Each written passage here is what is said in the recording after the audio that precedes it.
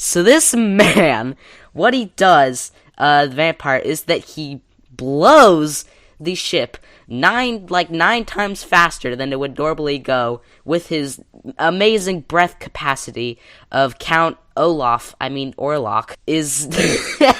He's definitely the big bad wolf now. Cinematic fantastic. Atu, Barada, Nikto. I'll show you who I am and what I am. By a werewolf and lives becomes a werewolf himself. Open the pod bay doors, Hal. I'm sorry, Dave. I'm afraid I can't do that.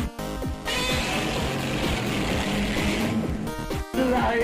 It's alive! It's alive! Hello and welcome to the Cinematic Fantastic Podcast. I'm your host, Jason Weatherford. And your other host, William Weatherford. Get ready for opinions, dad jokes, and bad jokes as we watch and review sci-fi and fantasy films from the classics of yesteryear to the new favorites of today. Good evening and welcome to the fourth episode of Cinematic Fantastic. And we're going to be talking about another silent film. We're almost out of the silent films. We've got a couple more to go. So this is the sequel to the very popular but lost Nosferatu 1. Nosferatu 1. This is Nosferatu 2. This is the second one if you don't know, so go watch the first one. We don't have it though, so it's it came out in the time when the Pilgrims came to America. No, if you don't want to know the plot to we're totally not joking. The plot for Nosferatu 1 is it shows young Count Orlok's slavery on the planet Tatooine when he is met by a Jedi Master named Qui-Gon Jinn, and he is ushered into the Jedi Council to learn how to become a Jedi. And so then the 13th Doctor comes, the cringiest one, am I right? The 13th Doctor comes and teaches him how to be a Jedi. Yeah, that's the prequel, all right, and there's a Baby Yoda in it and everything. All right. Okay, so from that, we are going to be doing this came out in 1922. Yep. Which is, of course, the best eras. The 20s, this is when, everything, was developed. Over the time of 1910 to 1920 was the, development of what we would see now. So that's why we skipped it. I think 1920... we had a Dr. Jekyll, Dr. Jekyll and Mr. Hyde set for that, but we're skipping that one. We're going to the 1941 version. Yes, because that one, not the 1931, not the 1913. That one's got sound and it's got Spencer Tracy in it. Yeah. All right. So for the 1920s, it's when movies started really coming into their own. They started really exploring plot. They started doing a lot more with the cameras. Yeah, and they also had greater length, which was because of the longer and more tape rolls that they used to make it longer and longer and longer until it settled in now, which is Nosferatu really settled in generally all of the things that would come from later, which we'll talk Yes. And okay, so basically what is Nosferatu? What is it about? Well, you could honestly just go grab a book, and it's Dracula by Bram Stoker. And it pretty much took it word for word, except it changed names and changed locations. Some people say, took out some characters too, but some people say that it was changed to kind of skirt the copyright, and we'll talk about that in just a minute. But there's not a lot of evidence for that. Some of it is, it could be that they just changed the names for German audiences to make things, a little bit better for German viewers. But regardless, it got sued. Yes, and, So this movie, when it came out, evidently got sued by the fan club of Dracula because it was too much based off of it. And so was ordered to be burned. No. It was burned. What about, it was his wife? But we still have it, though. Okay. It was Bram Stoker's widow, Florence Balcom Stoker. She was not really making any money after Bram Stoker died. His most famous work was Dracula, and she was getting the residuals from that, right? So she wasn't really getting too much money. It's both of those. She wasn't getting really too much money on her own, except from sales of the book and things like that. So so she got really litigious. You know how some people will they'll do some things with YouTube and get copyright strike? This was like one of the original copyright strikes. I mean, movies were just getting started. And she comes out and tries to sue it and say, you're using too much of the plot, too much of the characters of Dracula, my husband's work. And so it was burned. Well, but we still have it. Escaped. We still have it, though. It escaped from the fire. Like, most of all of it burned. No. So this is a German movie, yes. Just so you know. As all of it. So it has some German expressionism, though more tame than Dr. Caligari. Go watch that episode. That's true. Because in our last episode, Dr. Caligari was more... a lot of the sets were artificial. And a lot of the things that they were doing with darkness and things like that, they were artificial. They were created on set. But this has a more natural setting. Yes. It takes place in the countryside somewhere. Yeah, the countryside. The castle of Count Orlok, who is the eponymous character of Nosferatu. It was in Slovakia. There is a castle named Castle Otravo, I think. Don't quote me on that. But there's an amazing castle over that's still out to this day. You can go get tours of it, and some people say it's haunted, but again, that could just be to drum up business. But it's very eerie and beautiful looking, and they filmed it directly there. And it's hundreds and hundreds of years old, so it definitely brought a lot to that. And they filmed a lot in an actual German old town. Where the canals are and everything, so it brought a lot of like a realism to it.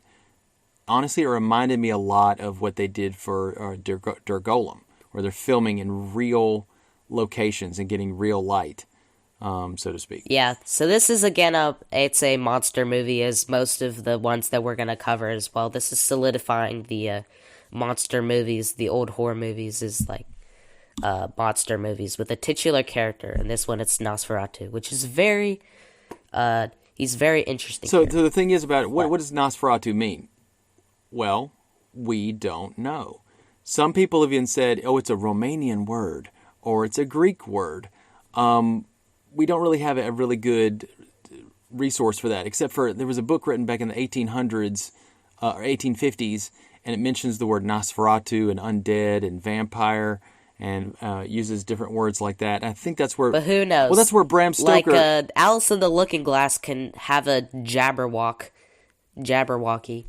and that be fine. So this is probably like they made up a name to be like fantastical. I don't think it was made up. I think somebody got it from somewhere from a myth, but it ended up... Actually, vampires are called Nosferatu, like in one little line in Dracula, in the book. So that's where that's where they used it for the title of this. So, a lot of the stuff about vampires, where they are these very handsome, regal, noble, sad people, a foreign, character, that came later. That came from Bram Stoker's book.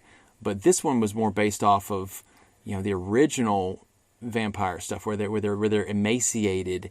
And we'll talk about the Orlok type, but they're emaciated. They have either pale or white skin, albino, strange eyes. They have pointed ears, kind of a hook nose, long spindly limbs and long spindly fingers and claws.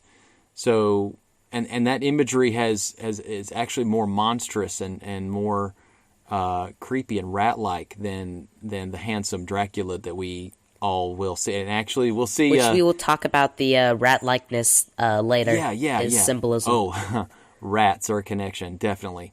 We'll actually get to another version of this. When he calls your name, it all fades to black. We don't talk about Nosferatu. Handsome, noble, strange, alluring vampire later when we see Dracula. 1931's Dracula, directed by Todd Browning. That's actually, I think, going to be our first sound movie that we'll be talking about, sound film. But let's go into it. So, now, first thing I would like to talk about... Who is our director? Huh? Our director is F.W. Murnau, but we'll talk about him in just a second, but we'll talk about the production of it. It was the studio that produced it was called Prana Film. prana is actually a Hindu word for life energy. It's kind of like chi energy, I guess. So it was started by one of the producers on this. His name is Albin Grau. He was an occultist, and we'll talk about him in a minute. But it's kind of strange. He was actually in a occult magic group. And a lot they wanted to produce occult and supernatural themed films, but Nosferatu was the only one that they did because they went bankrupt, and it's mostly because of Bram Stoker's widow suing him into oblivion. Albin Grau got the idea supposedly from a story of a Serbian farmer told him in the winter of 1916, but yeah, it's kind of doubtful. Some of these stories that have come up, we don't know if they're true or if they came up because people were asking questions about this dark film and where'd you come up with the ideas? And sometimes people embellish. People, say what they want to say. So you mentioned Max Schreck. First off, we'll talk about he's probably the most famous in this whole film because his image of Orlok is just amazing. And the image of coming out of the ancient porta potty in the swamp. You mean he's rising out? It's not a porta potty; it's a coffin. And he's okay. He's rising up out of the porta potty. Okay, fine. He was like, someone's bothering me, and he goes occupied. All right.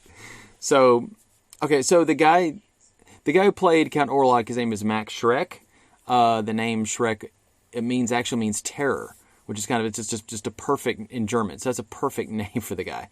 But honestly, and also the ogre as well. Ogres as well. But he wasn't supernatural. He just was a normal guy. He was a civil servant's son. His dad did not want him having anything to do with acting or any of that stuff. He was, one of those guys, that no nonsense kind of guys.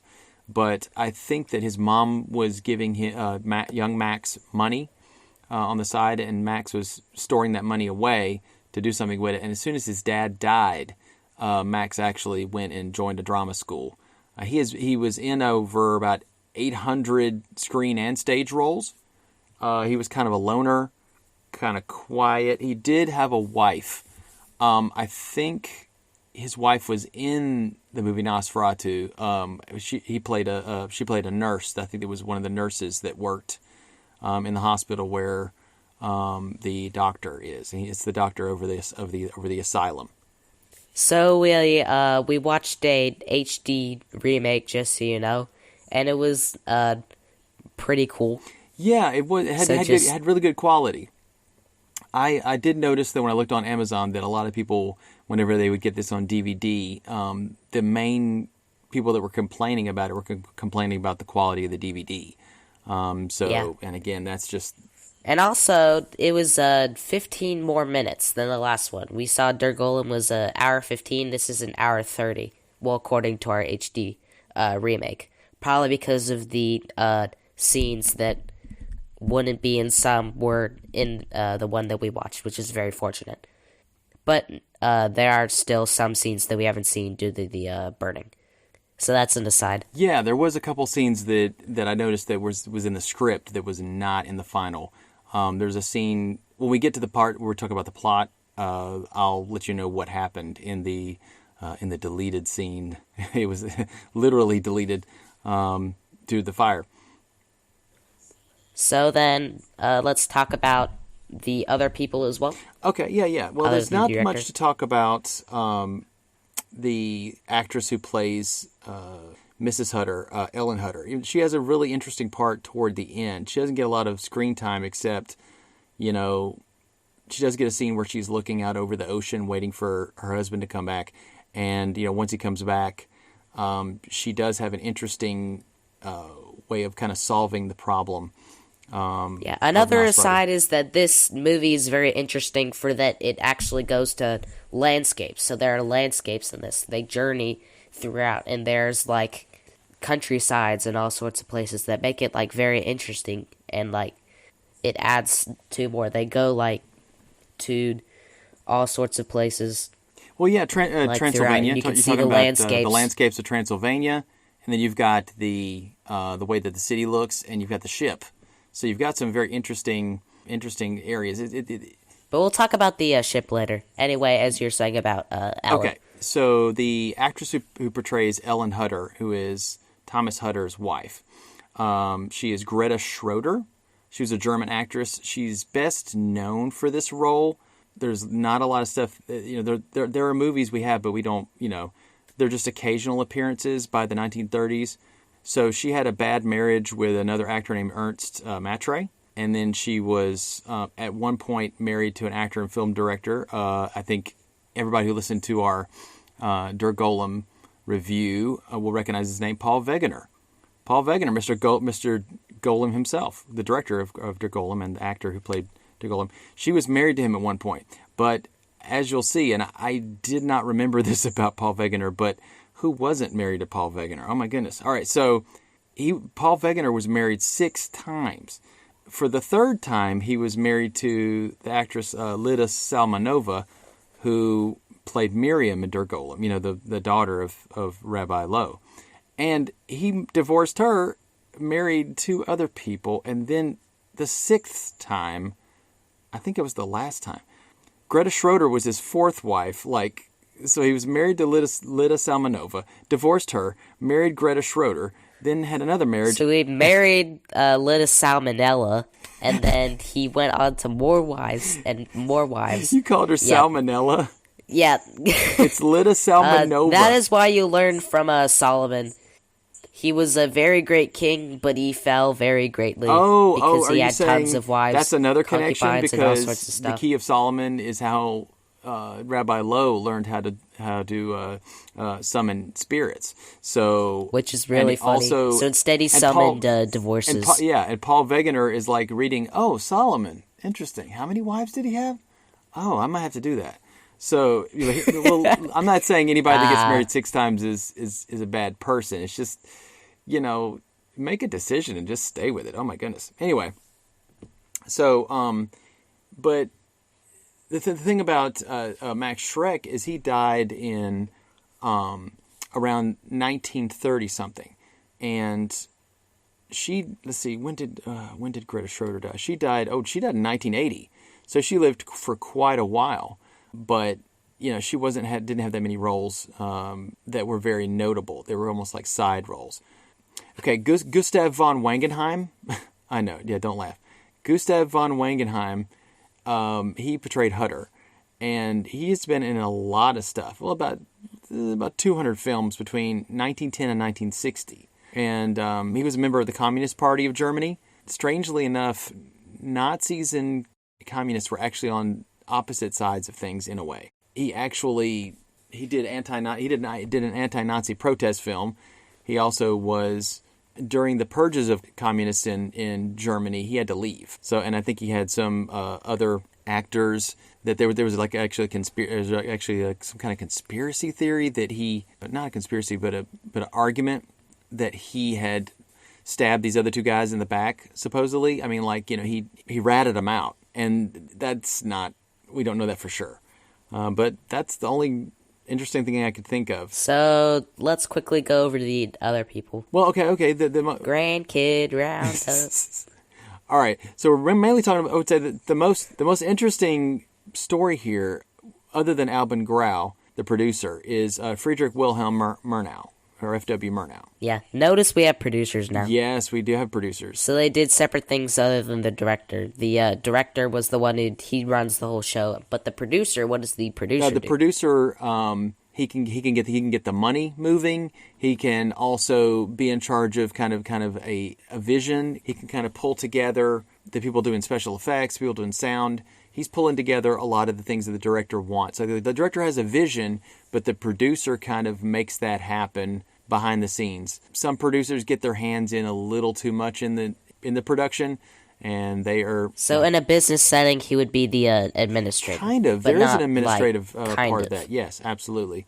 The thing about Murnau is he did a lot of really good films. I mean, he's more well known for Nosferatu, but there is a film that some critics have said is one of the best made films of the 20th century. It's called Sunrise. It came out in 1927. The plot is kind of really soap opera-esque and dramatic, but I think what it is, the way it was made, all the different things in it, the way it was cut, the way the transitions of scenes, I think that's what they're referring to when they're saying it's like the best film ever made. I've never seen it. I'm sure it's somewhere, but he did 21 films, but we only have 12 films that survive. The rest of them are completely lost. And I mean, this one was still burned. No, so. yeah, we had a copy of that. Somebody had smuggled it out. It still survived, yeah, it thankfully.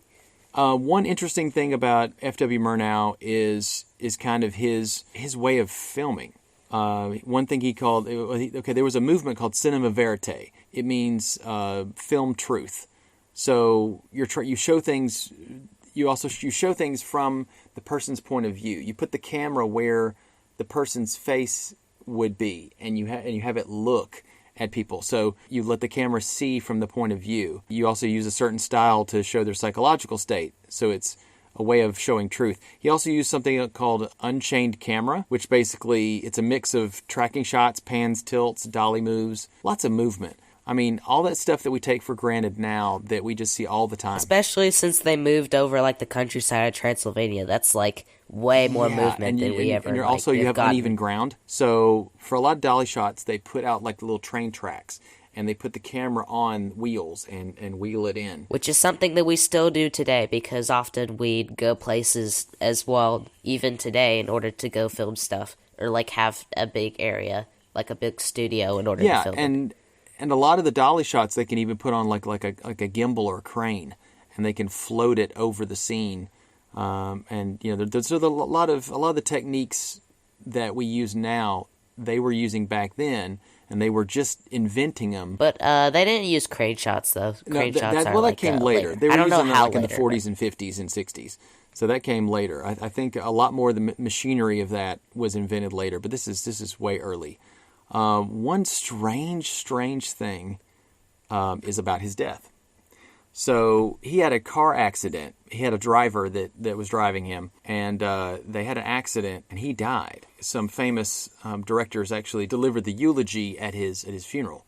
And strangely enough, we found out that since 2015, his grave keeps getting repeatedly broken into. His body remains or whatever gets disturbed. His skull was actually stolen in 2015, and people found do not go grave digging. That is not something you should do. They don't have treasure on them. So. They think that some people may have been doing some strange occult ceremonies because there were candles that were there, like somebody had lit them up or something. Because that keeps happening, they're talking about maybe sealing up the grave completely where nobody can get in there and get any other things. Okay, now for the producer. This is fascinating. And actually, if you watch the movie, there are clues of what I'm about to talk about. So I talked about this before. Albin Grau, he was very instrumental in the look of everything, like costume, sets, art. He was also a production designer. He wasn't just a producer. He was an architect. Interestingly enough, he was an occultist. He was a member of the Fraternitas Saturni, which means the Saturn Brotherhood. He had a magical name of Master Pacitus. So a lot of those weird symbols that you see on the document that the character of Nock has. Yeah, who is Alexander Granach. I don't know.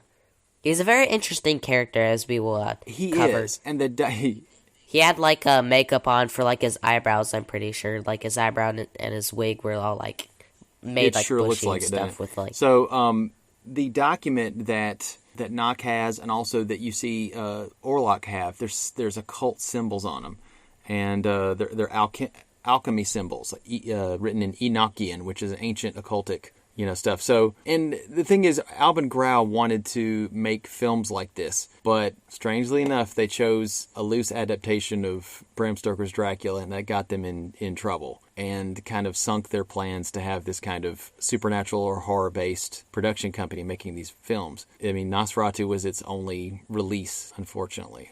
So then we'll go over and give a couple of mentions to the other people of the casts. So we have George, without an E, H. Schnell as Harding. He's the ship owner character. Yeah. We have Ruth Landshoff as Ruth herself, who is the aunt. Oh, she's the lady that Ellen Hutter stays with while Thomas is off on his trip to go see Orlok, right? Yeah. I think so. Then we have John Gotthout as Professor Bulwer, who is a character who appears much later.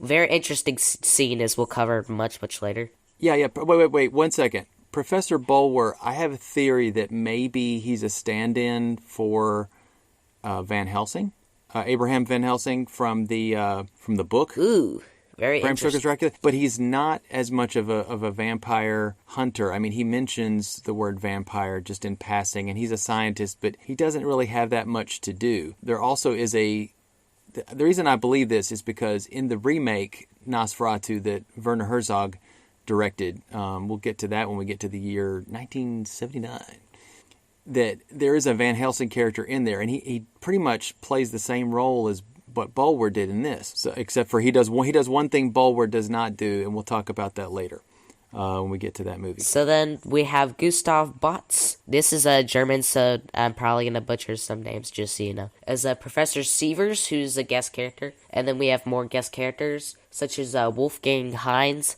Guido Hersfeld as the innkeeper. We have Karl Ettlinger as a nondescript student. And we have Max Nemetz as the captain of the ship. And then another interesting thing is we have nondescript hospital nurse, who's played by Fanny Schreck. Yeah, that is Max Schreck's wife. So the thing is about some of these other characters is they do get some lines at least, but some of them don't. They're just kind of they're glorified extras, basically. The thing about Seaver's character, I think he's based off of Seward from the book. There's a guy who knows Harker, which ends up being Hutter, knows his wife, and his name is Seward, and he runs an insane asylum, which is where the character Renfield, who is Knock in Nosferatu, which is very interesting. Kept. And we'll get to that when we get to the plot. Yeah. So then that is all of the people. One interesting thing is when the film was released, they actually spent more money on the party for the release than they did the movie. They had an epic costume party at a zoo. It was the Berlin Zoological Gardens, the Marble Hall there. And it premiered March 4th, 1922. We are going to be releasing this episode on a Saturday. And so that means that the Friday after the Saturday they were putting this episode out is actually the 100-year anniversary of the release of Nosferatu the first time. Yeah, round of applause for that. Or square, any polygonal shape. Polyhexahedron. It's come full hexahedron now, because we're doing a podcast about 100 years after its release. Isn't that crazy? All right, so the party was called the Festival of Nosferatu, and it was a rager. It went on until 2 o'clock in the morning. And everybody was told to wear, the proper attire, gowns, frocks, suitable costumes. So it was all like, just like it was in the movie, creepy stuff. I mean, it's awesome. So other German filmmakers were there, like Ernst Lubitsch and Heinz Schall, and they actually recreate that same party. I think every year in Austin, Texas, there's fans from all over the world that come to what's called America's City of Bats, and they celebrate everything vampiric. So they watch the movie as a premiere, and they all dress up in costumes and stuff. So that sounds kind of awesome to me. Yeah, I mean, if you could have a party about anything you want, it'd probably be about vampires. Absolutely. Or wrestling, who knows? You like wrestling. A wrestling party. Okay, so next thing. Count me in. All right. So the thing is, people made different, the copies of Nosferatu that went out, people made copies and copies of those. And there are people who, because of the nature of the movie and it wasn't quite in the public domain. In fact, it hasn't been in the public domain officially until 2019. But people were treating it as if in the public domain even before that. And there's actually other versions of this movie, even created in 1930. There was one called 12th Hour, A Night of Horror. It has new scenes, a different ending. It has footage that didn't make the original film, and there was even a different actor playing the vampire, similar makeup. So it's kind of interesting that it's like mashups and recuts before mashups and recuts was even a thing, and that's kind of cool. There, like I said, there was a remake, of course, in 1979 by Werner Herzog. starred Klaus Kinski as Count Dracula, not Count Orlok. So they actually used the names of the characters from the book. And there hasn't been, of course, any lawsuits. Probably because he died by then. R.I.P. Bram Stoker. He's probably dead by then. He's probably dead by now. Bram Stoker, I think, was dead by the time the Nosferatu movie, the first one, came out. But his wife was still, really hardcore about the intellectual property of Dracula, and so unfortunately, she was not very nice to them. So here's something that's very interesting about Nosferatu is his appearance. Interestingly enough, he has a hooked nose, long claw-like fingernails, large bald head, and he did not try to do this, but there was actually stereotypical caricatures of Jewish people. It's interesting that we come up with this anti-Semitism thing again. It actually is a thing because many of the Nazis at the time got some ideas to portray a stereotype of a Jewish man from this kind of rat-like appearance. And it's like, again, this stuff keeps coming up again and again. But I mean, this is Germany right before Hitler. So, of course, it was stewing in people and coming up. But, of course, F.W. Murnau, he was very friendly and protective of Jewish men and women. He did not create this creature or this character to do this. I think people were using it. It just shows how people that have twisted minds use something that somebody else created to suit their own hateful agenda. I mean, okay, Alexander Grenach, right? He played Nock, and he's Jewish. So, yeah. There was a rumor that F.W. Murnau had an alternative lifestyle. I'm sure you might guess what that might be. But that's a rumor that came from a book that was written sometime later. So all we know is that he just never really dated anybody and never really got married. And so I'm sure somebody trying to come up with something that might seem a little, interesting and fascinating would say that he was or wasn't something. But that's not necessarily true. So our final thoughts about before we jump into plot, the extremely quick version. Well, we still have this Nosferatu appearance showing up even in modern books, films, games of all types, right? Buffy the Vampire Slayer. Oh, yeah, Buffy the Vampire Slayer, the master from Buffy the Vampire Slayer has a very appearance like that. There's a vampire, Kurt Barlow. The Minions movie.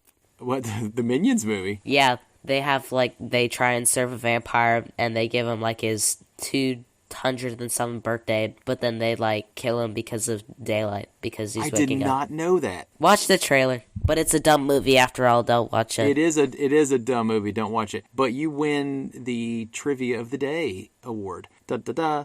Okay, so what I was saying is Stephen King's TV movie For Salem's Lot had the vampire Kurt Barlow. He looked a lot like Count Orlok. I mean, almost like a carbon copy. I used to play a vampire game, role-playing game called World of Darkness. Came out in 1991. There was a clan of vampires that were called Nosferatu, and they all looked like Count Orlok. That was their curse. Their hair would fall out, their ears would get pointed. Even the women, they looked just like him. Yeah. Which is where we're not going to get into the opinion of should women look like that, because that'll then leap into should dwarf women have beards, and then it'll get now we're getting topical. Now we're getting topical because we're talking about the new Lord of the Rings. Of course, when we get to talking about Lord of the Rings, by the time we get to talk about the movie trilogy of Lord of the Rings, the Amazon Prime series will already be out by then, and we'll probably have some opinions, and I'll get some opinions from Mrs. Weatherford, who's my wife. She's very opinionated about Lord of the Rings, and I want to definitely know what she thinks.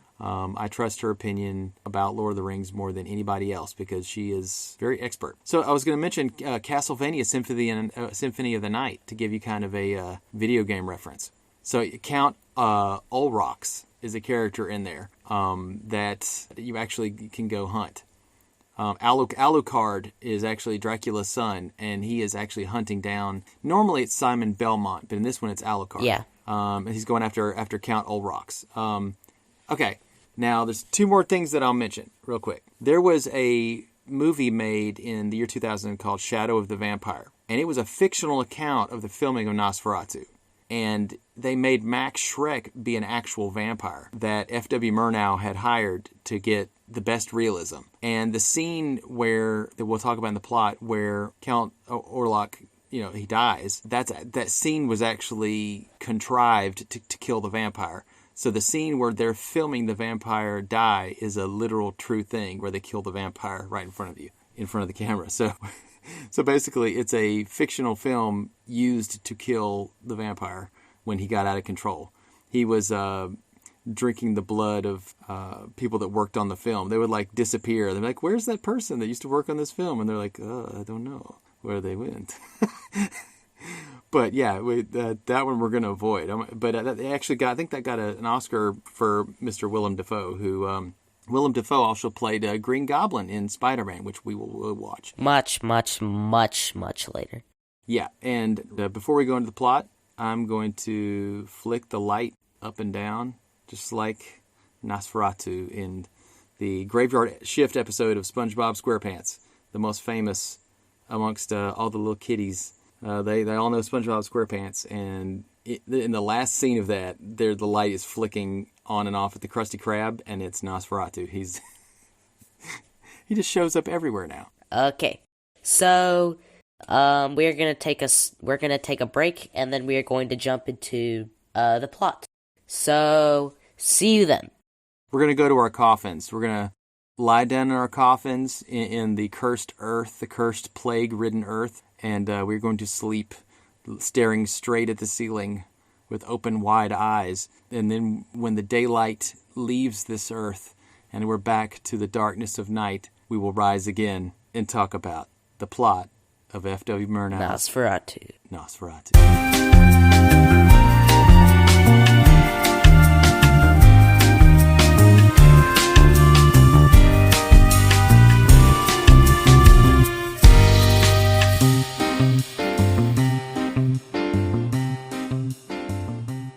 And we're back.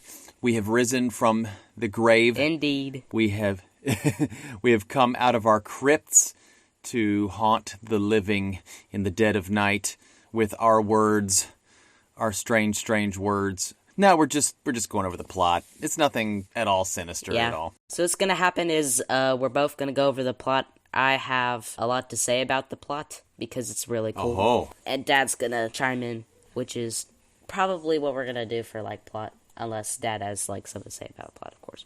Okay. So the film starts and we get some title cards. The one I saw, it says Chronicle of the Great Death in Wisborg, the year of our Lord 1838.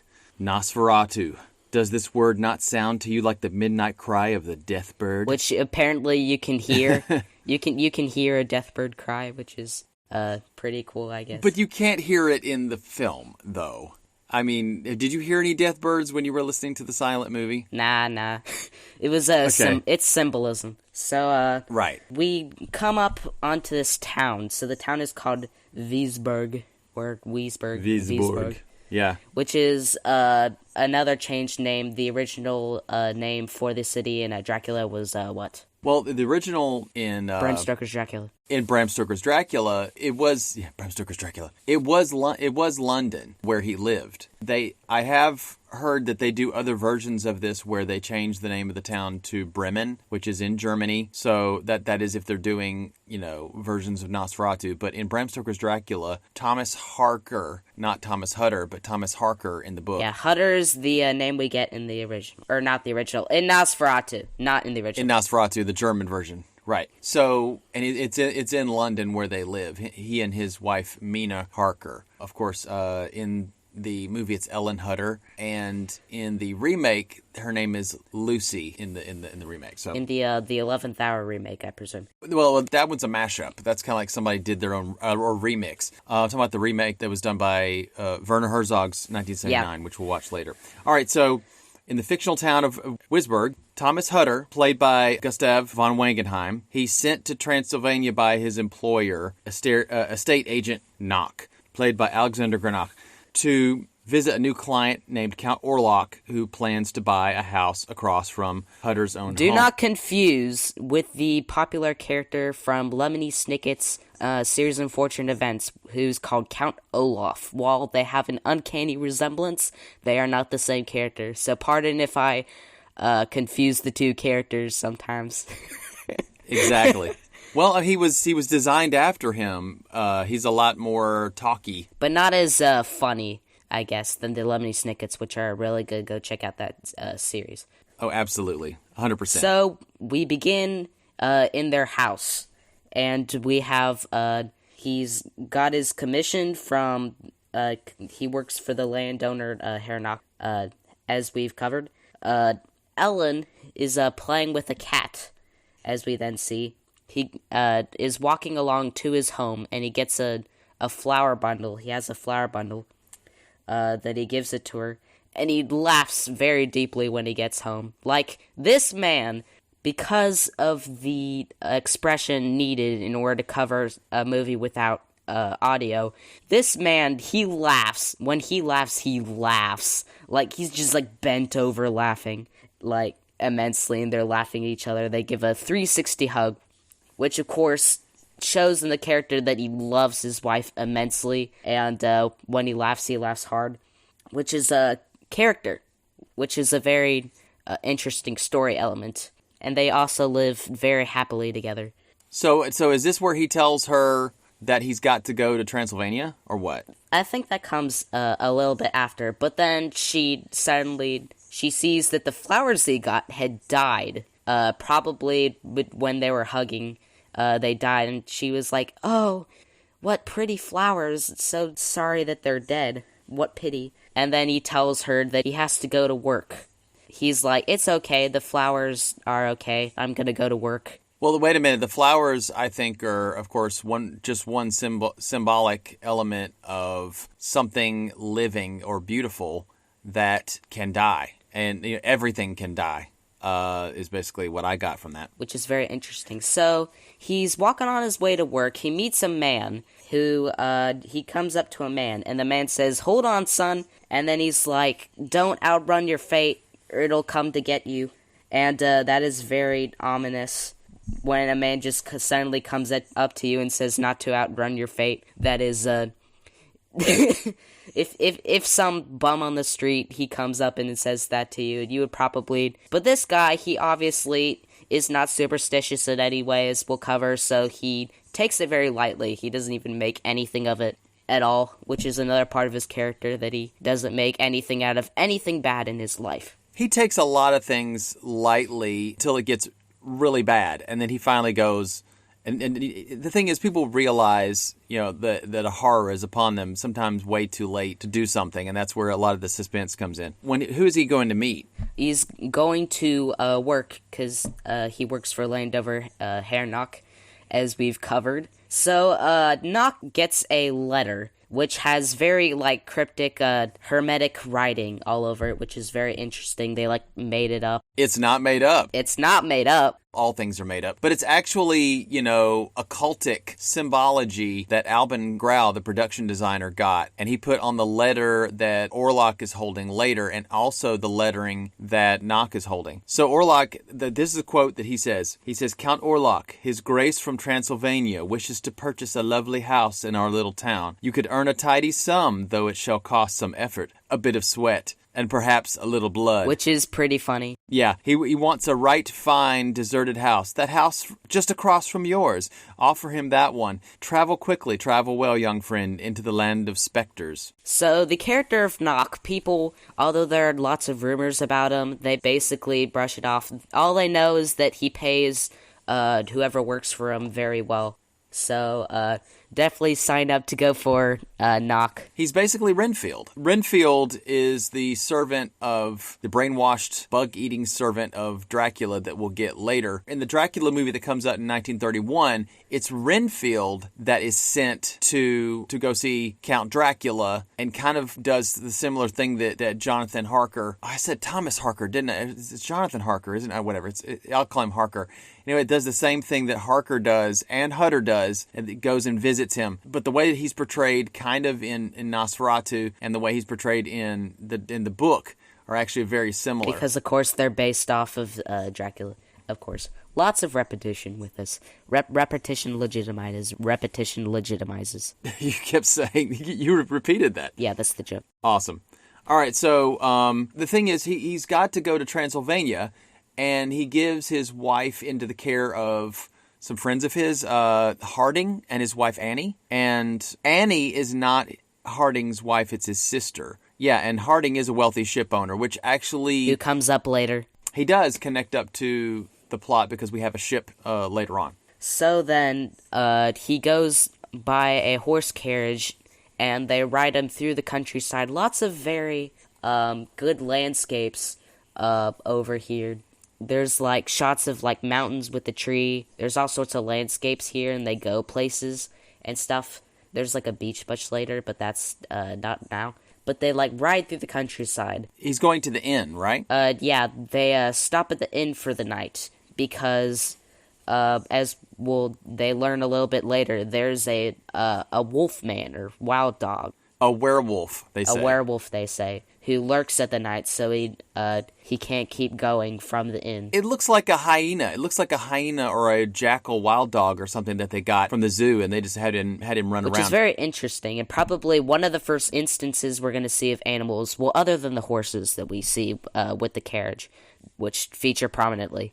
It doesn't look like a normal wolf, so it looks strangely off, like in a way could be a werewolf or some creature like that. But it is said that vampires can change shape into fog, into bats or other creatures, or change into the shape of wolves. So I guess that might be kind of a hint that somebody like Orlok or like Dracula could shapeshift and take a form and wander around the countryside. So I think it gives an interesting little thing. So Hutter is at the inn, and so then he's like, I'm going to Nosferatu's castle. I need to go quickly. And everyone's like,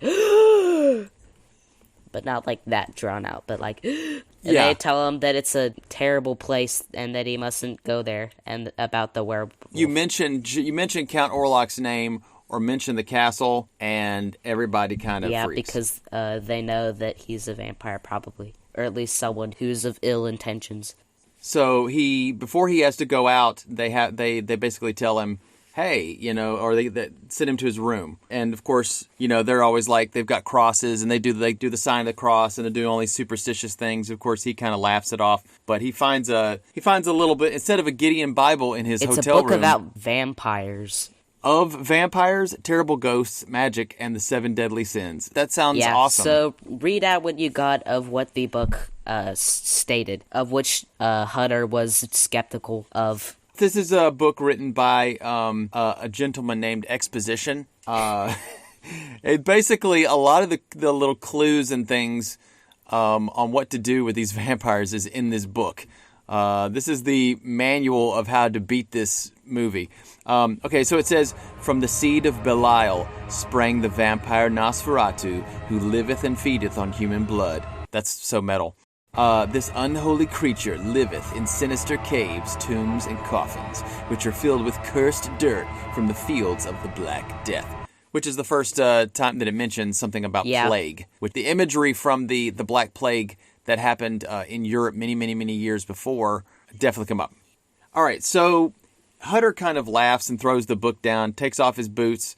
He wakes up the next day. He feels great. He greets the morning. He sees wild horses running around outside. He picks that book up again because I guess it was really entertaining. And he starts laughing and, while he's reading it. And some more superstition. So he chucks it down. He gets out. He gets a Transylvania coach. But something interesting about it is that... What happens? At least probably the remake that we did was that there were, for sunsets, they were pink tinting, which is something that, as far as I know, was part of that movie, is that they tinted it pink for the sunrise and sunset, which is very interesting and differentiates it from the daytime as something very interesting, notable detail.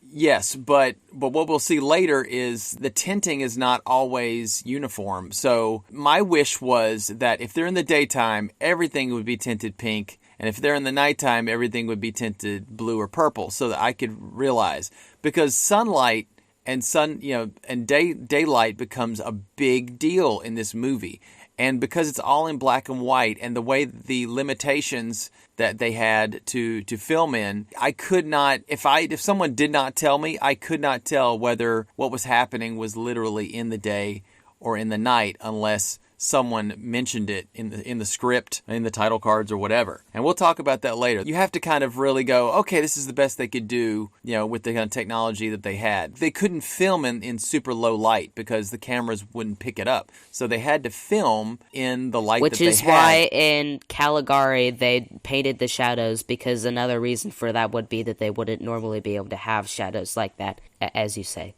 That's true. And the tinting, though, would give modern audiences a really good idea, when it's nighttime, when the vampires can roam, and when it's daylight, when they cannot. And we'll talk about that particular element because this story started the idea that vampires are weakened unto death from sunlight.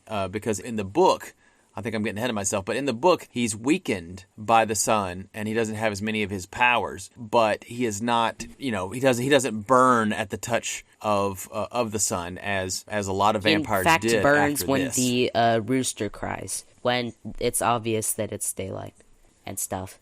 Well, the rooster crying is like an alarm clock. It's the symbol of it's sunlight's coming, so that they'd bring that up later. They travel on the coach after they get out of the inn, and they're traveling through the absolutely stunning landscapes. However, when they get to the pass over, I don't know, a gorge or a river. It's called the Borgo Pass. So they come up to it, and then they're like, this is as far as we're going to go with the coach, and then they pay him there. He walks off. Well, it's getting dark. It's getting dark. They're like, we're scared. We don't want to go any further. He says, whatever you want to pay us, we're going to stop here. We won't go any further. We've got a bad feeling about heading over the pass. He's like, all right, whatever. I'm going on my own. So he takes the pack and puts over his back. So he goes over the bridge, which is where we enter from Transylvania to Nosferatu land.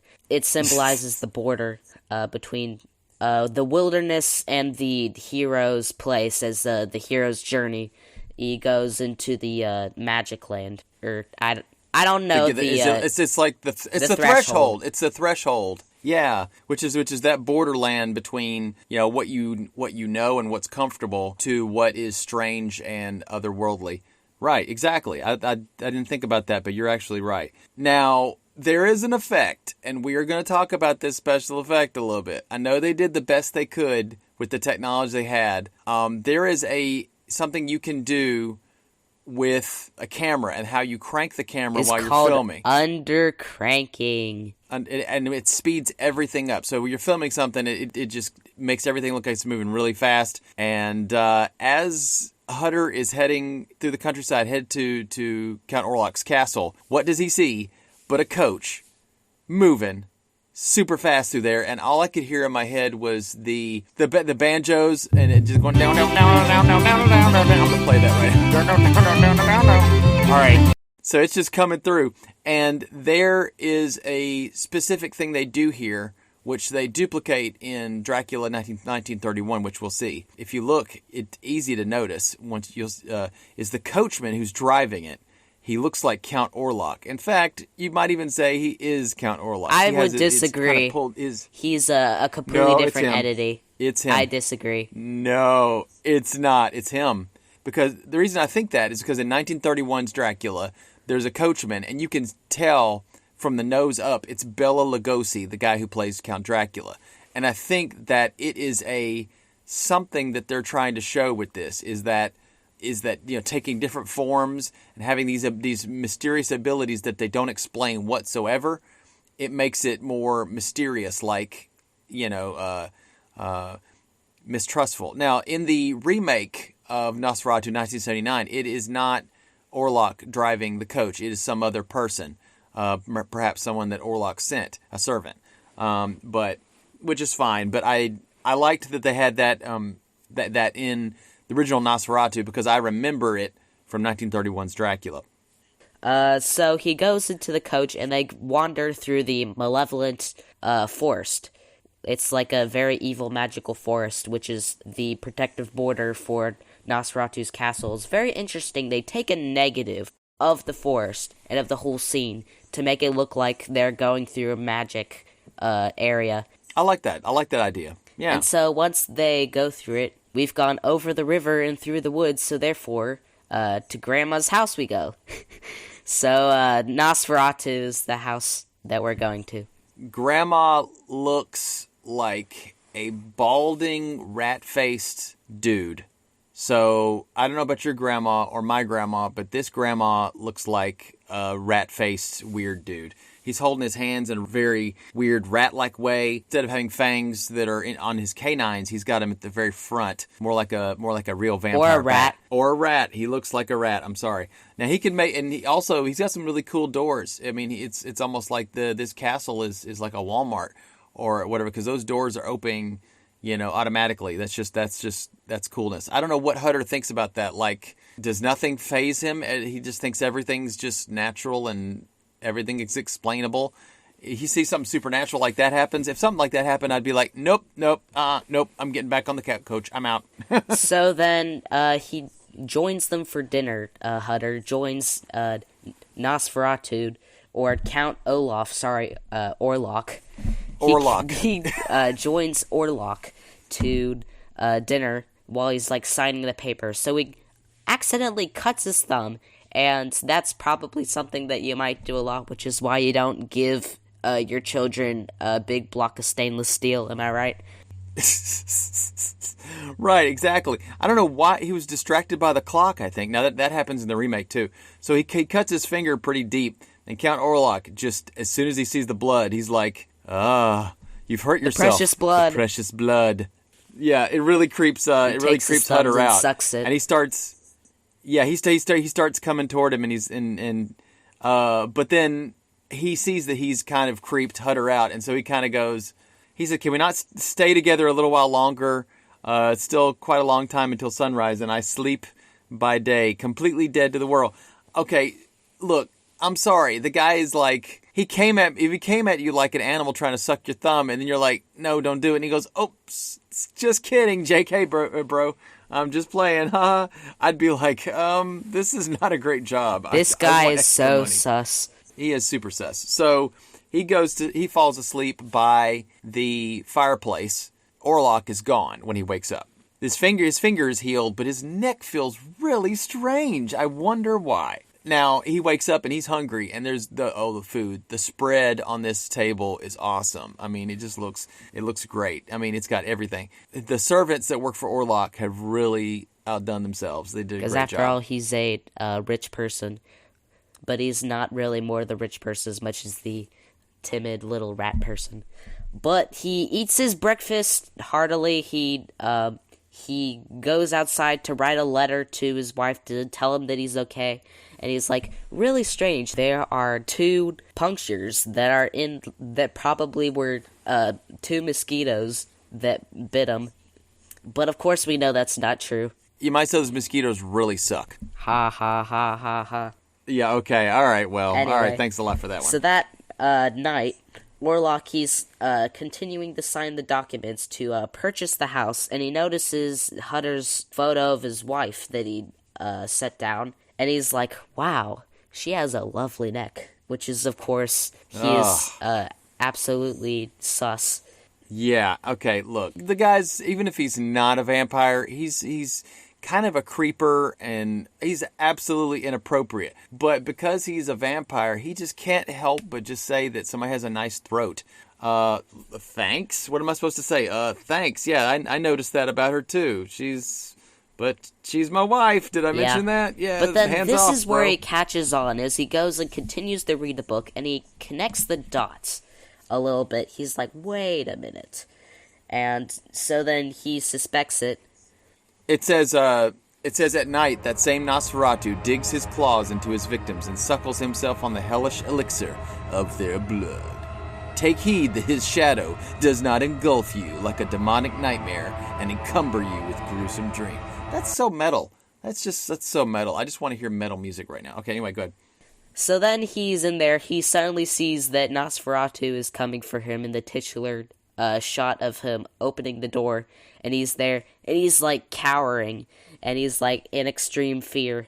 Yeah, at the same time, we cut to Ellen, his wife, is, like, sleeping or about to sleep. And, or awakens from the sleep. And is, like, in a trance kind of state. She walks, like, onto her balcony. And then she's, like, She shouts husband's name, apparently being able to see Orlok threatening her husband via the deathbird's cry, as we'll spoiler alert figure out. She's having psychic visions. She's kind of getting psychic visions of her husband. Maybe it's a connection that she has with her husband, and then she can see when he's in danger. That's kind of awesome. Also, we have a prop that shows in some shots is a skeleton clock, which I think is a very nice touch to this story and to his area, which is very cool. So then, who is the person who sees her in the trance-like state? I think it's the ship owner Harding guy sees her walking out there, and she falls, and he catches her. And so then brings her back to the bed. And they call Dr. Seaver, I think. Yeah, probably. So the next day, he's exploring the castle. He finds a coffin. It's a very interesting looking coffin, or not really, I'm being sarcastic. And he looks in, and there's this dirt stuff in it. And rats. Some rats, of course, as we later find out. Which is more rat symbolism, which we'll talk about the symbolism of the rats a little bit more detail later. And Orlok sleeps with his eyes open like a rat-faced Gandalf. Yeah, he's basically Gandalf incarnate. The spitting image of Gandalf. No, Gandalf sleeps with his eyes open, and Orlok does too. I don't know, So we have cartoon time-lapse Count Olaf. Sorry, Orlok. Yeah, that's never gonna get old. Is Orlok, he's piling up his coffins, 3 or 4 coffins, and then he climbs into the last one while it departs, which is, of course, not his. He is snuck in onto the coach. No, so he looks like he puts himself inside one of the coffins. People on the raft they're going downstream. They have no idea that they've got a twisted vampire in one of the coffins in there. So he escapes doesn't he escape using bed sheets tied together? Yeah, and so he crawled down, and he was, flabbergasted, and he's the jig is up, and then he's, falls unconscious because of the absolute travesty. So, people later discover him and nurse him back to health in a hospital. Yeah. Some farmers found him, and they were saying he had a fever. And then after which he rushes home. But then a very interesting thing happens next, is that we have another thing where they show more about how the vampire is described when we have a Professor Bulwark. He's giving a lecture on Venus flytraps. So what does the script say then? Well, what he's doing is he's talking about the secrets of nature and the unifying principles. There's a part where he talks about carnivorous plants, and he says, is it not like a vampire? And that's an interesting way he puts that. Which are why the coffins are being taken, is because they contain the dirt needed for the experiments. He's giving a lecture to some students on the Venus flytraps. There's a small multicellular or single very very small creature called a polyp, and he says it's a polyp with tentacles, and he says transparent, almost incorporeal, nearly just like a phantom. So it's what I see that he's doing here is he's looking at things in nature and how it's showing how the audience they are. How the vampires are kind of showing the imagery, which is really, really fascinating. It's something pretty new. Like a predator. They're a predator, and nature has predators. They're very ghostly and strange. So it kind of goes, why not something like Orlok? Why not a Nosferatu? And this is why you base all your movies off of books, is because you could have the chance to, as along with something that you can do in a book, is give imagery as well. So movies that do that are all the richer for it. And so then after this, we get a scene where Nock, he's snagging some flies, meanwhile, and he's like, ooh, the precious blood. So he's obviously a vampire. Spoiler alert. Well, he's starting on the path to that. Okay, so let me explain something real quick. He's absorbing the life of some of these tinier creatures like flies and spiders. Some of the things that are talked about in the book and here are the same, and it inspired I can't help but remember the role-playing game that I played from World of Darkness, or Vampire the Masquerade, where there are these creatures called ghouls. And basically, vampires would let people drink their blood, and they'd pass blood back and forth, and basically become their servants. And these servants can go about during the daylight hours without, getting burned. And some of the weaknesses that the vampires have, they don't have. And so what they can, but the life that they have to absorb are from animals that they could kill and eat, or bugs, or different things like that. So that's why Nock is doing that, is he's absorbing the tiny life that they have. He's on his way. He probably wants the master to turn him, but the master's probably like, whatever, just keep serving me. And Nock is like, I'll do whatever for the master. But I doubt Orlok was ever going to turn him. There's actually a cool scene in the remake where, and we'll talk about it later, when Nock meets the master, and the master is just very like, get off me, bro. It's pretty cool. Anyway, so did you talk about the scene where the sailors are loading the crates onto the ship? Yes, that is the next scene. So in the next scene, we have a schooner. They're pulling the coffins up into the schooner, and they see the manuscript, which is not in some of the releases, but was in the version that we watched, was that there was a whole manuscript that had stuff on it. Do you have that, Dad?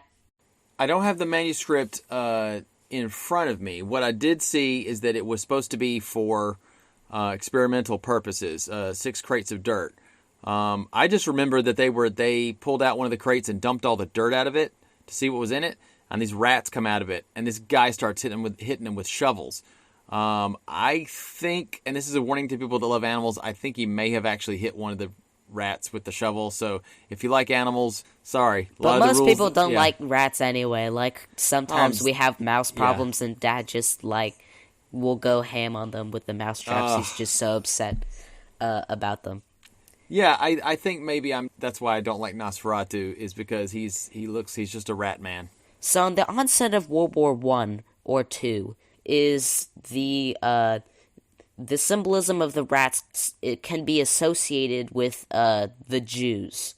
Yes, is another instance of anti-Semitism that might be gleaned from this instance. Well, let me explain something on that. So, F.W. Murnau did not, like I said before, when we talked about the making of the movie, his intention was not to deal with that. His intention was to mainly talk about this, to portray the story. I think it was other people, like some of the people, early people that were in the Nazi Party, that did the propaganda. Here we go again. Those propaganda guys. Everything that they see that's created, they always want to twist it to say what they want to say.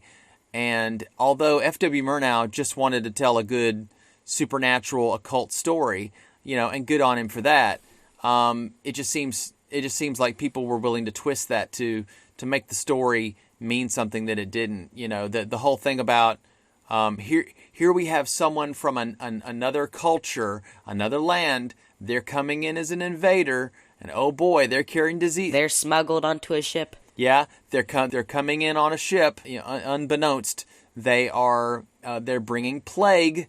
They have to have hook noses and these features, and you're like, that's not what F.W. Murnau was trying to say.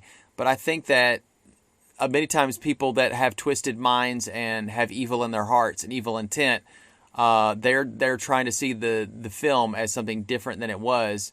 And I can see how somebody could find those elements in the movie, but that's not what his original intent was. I just want to get out there and say that I don't think that F.W. Murnau meant this to be an anti-Semitic film. Me neither. But yeah, and honestly, I think what it was is it was done in Germany, and in Germany the Nazi Party was rising up, and they were starting to formulate this anti-Semitic idea that would then unite the Nazi Party in having someone to demonize. As long as you have someone to hate and demonize and pour all your violence and your hatred towards, you can unify people in showing, hey, you're doing the right thing to hate these people because they're awful, and you can create whatever whatever list of things that these people are and how terrible they are. And it's only you're only doing the right thing if you point out where these people are, so that we can take care of them, because they're a poison and a virus, a plague on Germany, which is obviously supposed to represent the Black Death, as it is with rats, and during the time they purposefully set it up. And the Black Plague was many years earlier, but there was tons of people that died from that, and it was called the bubonic plague because the bumps that people would get were called buboes. B-U-B-O is where that word comes from, and the creatures that would spread it were these fleas or gnats. Well, the fleas or the gnats would be on the rats. Flea and a gnat in a hole in the bottom of the sea. Yeah, exactly. A flea and a rat in a hole in the bottom of the sea. There's a black plague in that hole, and and out it came. So now, to cut long story short, basically the schooner arrives. Nosferatu has arrived at the house across from Hutter, as he promised in his documents at the beginning of the story, and everyone is dead, friggin' dead. And Orlok is this is a really creepy scene, but on the ship, one by one, each person is succumbing to weakness and possibly even plague, and they start dumping each. The actual reason for them dying is actually the vampire, and actually not the actually plague. Right, exactly. And they have to start dumping the bodies over the edge.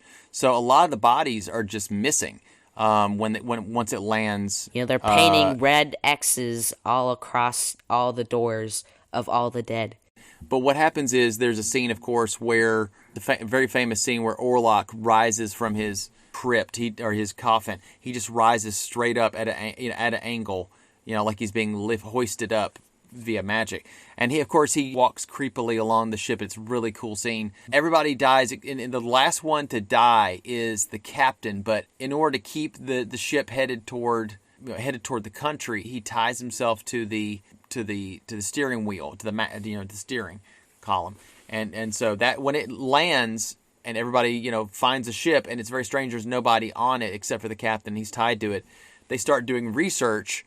They start looking at the logbook and to see exactly what's happening. But how on earth can they get all the way from Transylvania all the way over to Hutter's country that quickly? So this man, what he does, the vampire, is that he blows the ship nine times faster than it would normally go with his amazing breath capacity of Count Olaf, Orlok, is... He's definitely the big bad wolf now. I thought it was sorcery summoning an ill wind to hit the sails and blow it. Nah, it was his breath capacity. It was his breath. All right, so what's happened, as it's coming into Wisborg, of course, Nock is in an insane asylum. He's in a kind of a jail cell, and he has stolen a newspaper from somebody that wasn't looking. I think they need to be a little bit more alert. So what he sees in it says, "Plague in Transylvania and the Black Sea ports of Varna and Galaz. A epidemic of plague has broken out. Young people are being carried off in droves. All victims present, the same peculiar wounds on their neck, the origin of which is still baffling to doctors. The Dardanelles were closed to all ships suspected of carrying the plague." Which is actually the vampire, of course. He's on a killing streak. So meanwhile, we cut to a beach, which is very interesting that they go all the way to a beach. So there's a graveyard on this beach. And the wife, Ellen, has been taking a vacation over there, reads the letter, and then is like, hold on, and then reads the vampire book, and then goes, oh no, it's a vampire, and then goes all the way over to her house to continue reading the book, or the volume 2. Well, Hutter comes home very, very soon, and of course, while he's coming to see her, of course, the plague and the rats are coming through the town in various levels. So Orlok has been, unbeknownst to everybody, has come off the ship, and he's carrying the coffin. He's carrying it like somebody would carry like a clothes basket, like he's doing his laundry. He just carries it under his arm, and it's a very interesting look for him. He's washing the blood off of the clothes. Oh yeah, of course. He's got to wash, and he's using color safe cheer.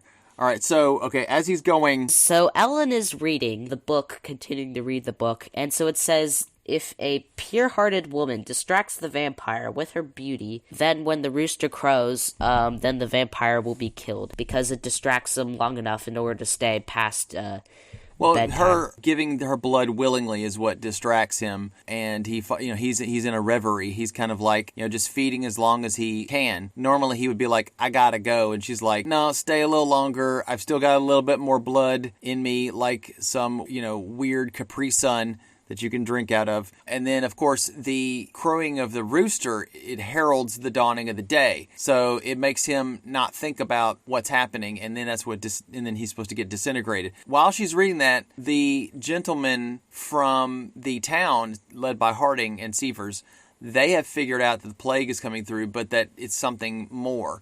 They, like you said earlier, William, they had been marking the houses, and this is the very creepy part, though, that we get before this, is they go to each house and mark crosses on the doors of people that are infected, and they're taking coffins of dead people out of the houses, and there's a long procession of coffins going down the street. It's a really cool image, and you see that here. You also see that in the remake.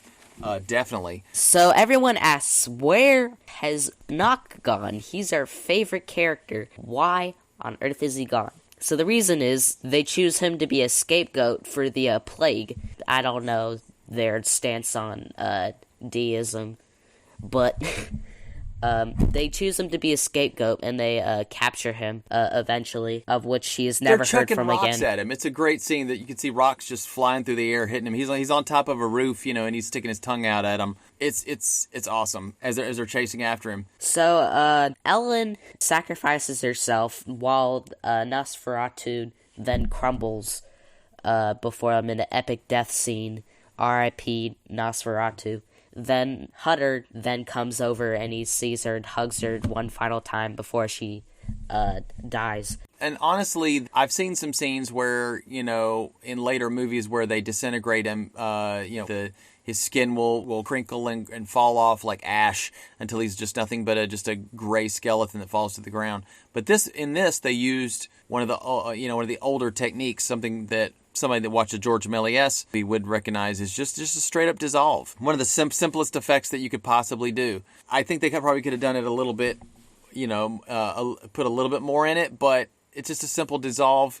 The sunlight is what hits him. What I mentioned earlier is kind of just one little pet peeve I have with this movie is that there's a part where Orlok is wandering around in what looks to be the daylight, and I know he has to be according to the script, he has to be wandering around at night, but they're filming during the day saying it's nighttime. And I'm like, I could really use a tint. That's all I'm saying. Just tint it blue so I know that it's nighttime. I know it's a pet peeve of mine, but in all the other movies, the cameras, of course, are better quality. They can pick up things that happen at night. Lighting is a lot better. I know technology does grow and get better. So it's kind of those we give the movie a little bit of leeway. I get it. I guess it's me just being a nitpicker, kind of nitpicking the movie here, and nitpicking movies is kind of fun, to kind of point out little flaws and things. But this one has to do with the technology just not being up to, what we would expect. So then in this final scene, Count Orlok's castle crumbles down in the last scene of the movie before Fiend or Finn, depending on whether you're terrible at that means Italian end. Or not. That means the end. That's a really highbrow, stick your pinky out way of saying end in a movie.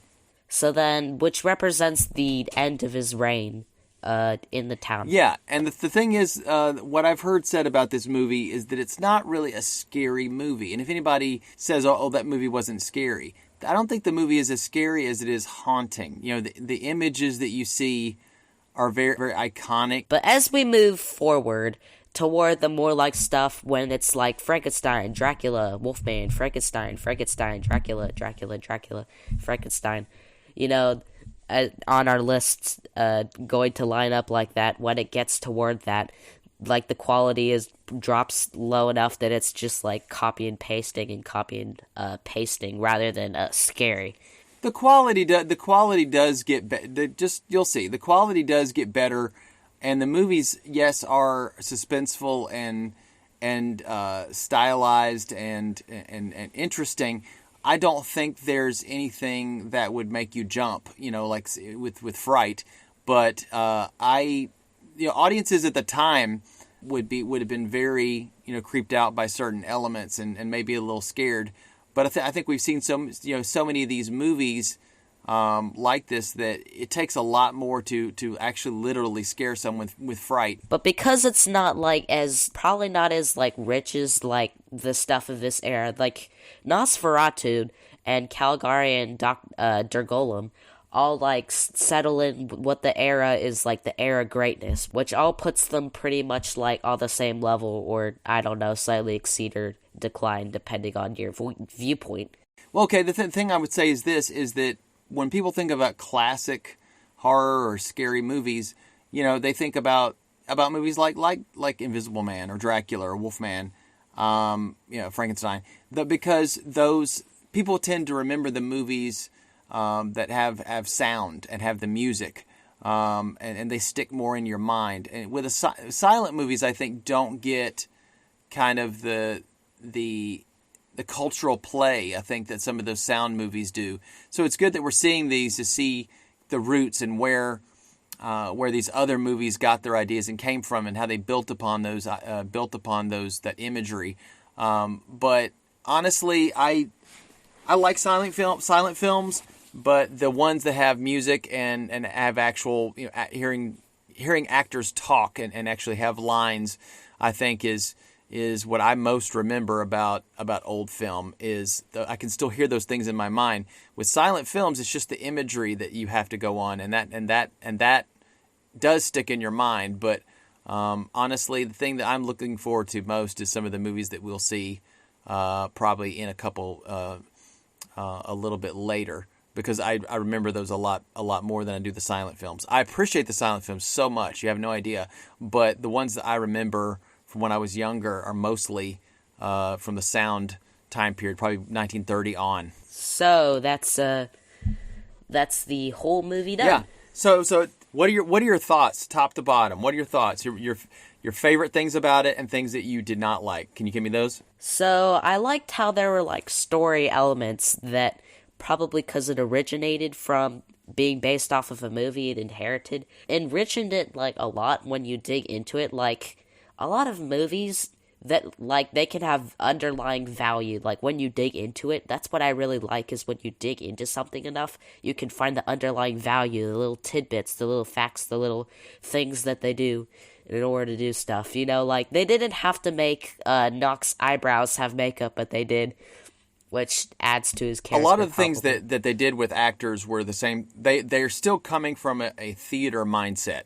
If you are trying to have things that are recognizable to people that are maybe in the 4th, 5th, 6th, 7th row of the theater, you've got, and if you've got a kind of a crazy character, you've got to give him a shock of white hair or thick eyebrows. You've got to kind of, and you'll see that a lot with silent film, and even other films, but mostly silent films, is they would put a lot more stage makeup on the actors' faces, because the black and white film that they're filming on would pick it up a lot better. So you see some of those theatrical things still, with the big expressions and the kind of overboard, kind of an overacting a little bit to get the point across.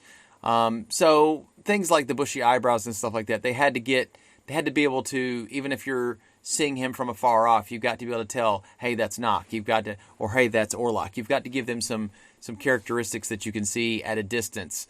But yeah, I think that this movie, what helped this movie is that it was based off of Dracula, which was very popular, and it's a well written book. But the thing that hurt it is that it was really based on Dracula, and there was a copyright on that.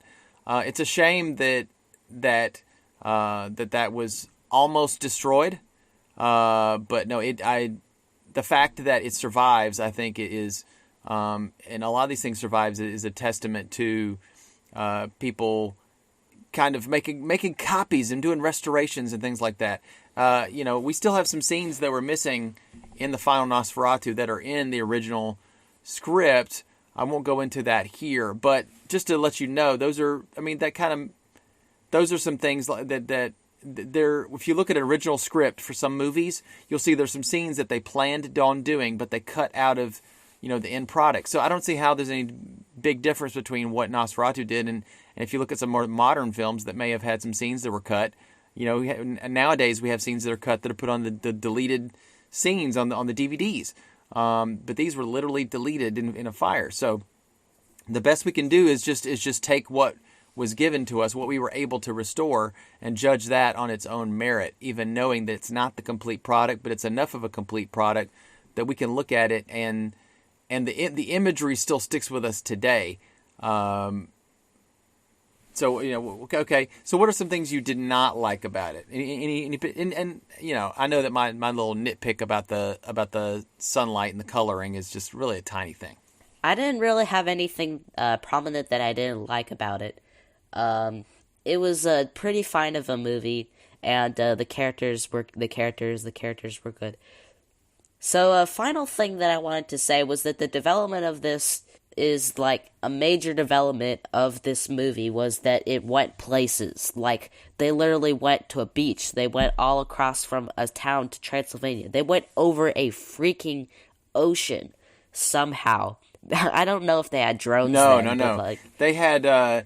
They probably the footage they have of the ship. They probably had it on a riser. They had it lifted up so that you can't see. Look over the side. You can't see any city anywhere. Yeah, like they moved so many different kinds of like places versus the other ones that we definitely know that the camera can move like wide spaces and like to all sorts of spaces.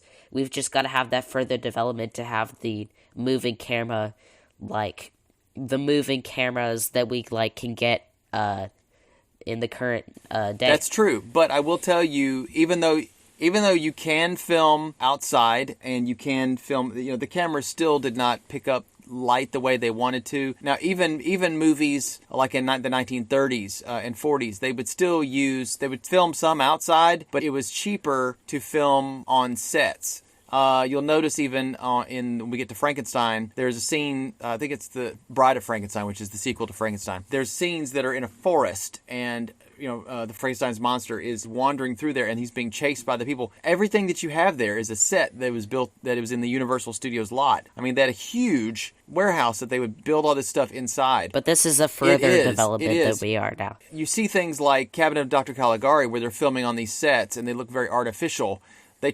Later on, they try to make sets look as realistic as possible, as naturalistic as possible. You could tell it's on a set, but your mind kind of goes, but it's so good that you just kind of go with it. And they did that so they could control the lighting, so they could control everything about the situation. They don't have to wait till the sun is just right. They can just film how they want to film and put the shadows exactly how they want to put it.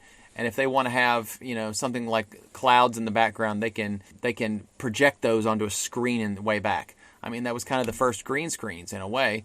It's called rear projection, or they would project it behind. They do that. They will do that a lot in future films. So that is all I have to say about the movie for today. Yes. What we have coming up is The Lost World. It is a first for us on the podcast because it's the first silent movie that's made by Americans this time. We've had French, I think with Méliès, right? And then we had German, which was Dr. Caligari, Der Golem, and Nosferatu. Now we're going to do American. This is The Lost World. It's based off of the science fiction novel The Lost World by Sir Arthur Conan Doyle. Dinosaurs. And yes, it's a first because it's the first movie with dinosaurs in it, and it will not be the last. So I hope you enjoy that. Another thing I would like to say is that do you hear that? Off in the distance, it sounded like a rooster crowing. We lost track. We were feeding on the the important nutrients of this movie, and we got distracted, and now the sun's rising and its rays are peeking through the clouds. And we have to go to bed because it's way too late. I thought I was going to say we were disintegrating and we would turn to dust, but okay. Yeah. Bed is awesome, but yeah, I don't know about you, but I'm feeling like I'm fading away. Goodbye. Oh, no. Bye, guys. Goodbye. Keep watching. Keep listening. See you next time. Don't forget to open your third eye and telepathically message us at cinefanpod@gmail.com. Set your chronoscope dial to the future setting and peruse cinematicfanpodcast.wordpress.com. Hunker over your ham radio as your keen ears listen for the ghostly voices tweeting on our Twitter @CinematicFanta1. Exchange all of your money into Republic credits and donate at our Patreon page at patreon.com/cinefanpodcast. Ending transmission now.